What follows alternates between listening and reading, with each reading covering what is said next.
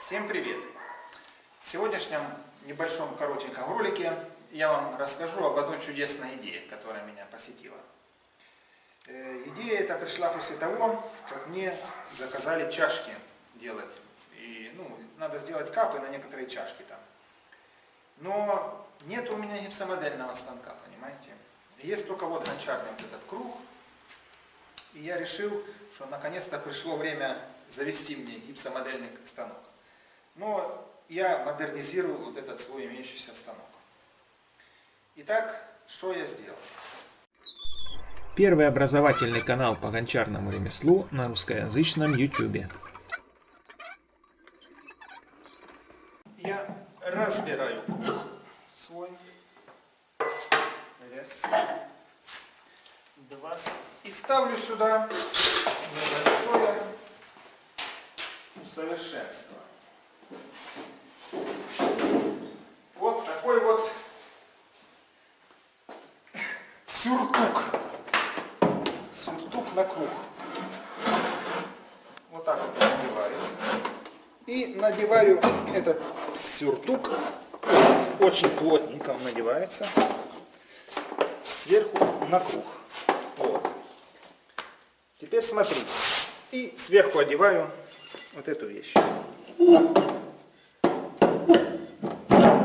Сюда я прикручу через вот эти отверстия лист с фанеры.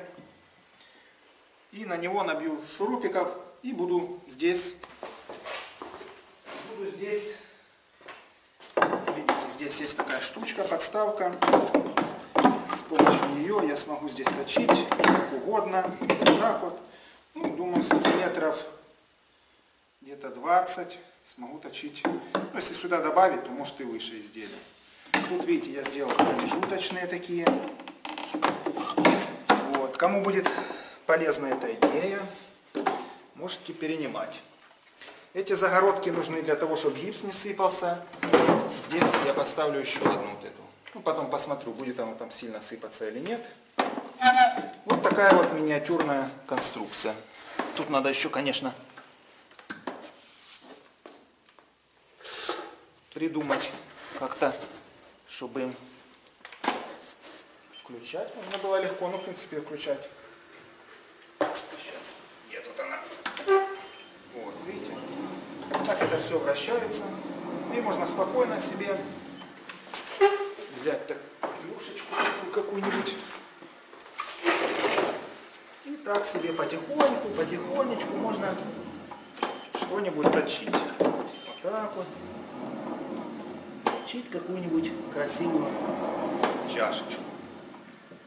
Вот такая вот идея. Кому понравилось, ставьте лайки. Не забывайте подписываться на мой канал, смотрите другие мои видео. Всем привет!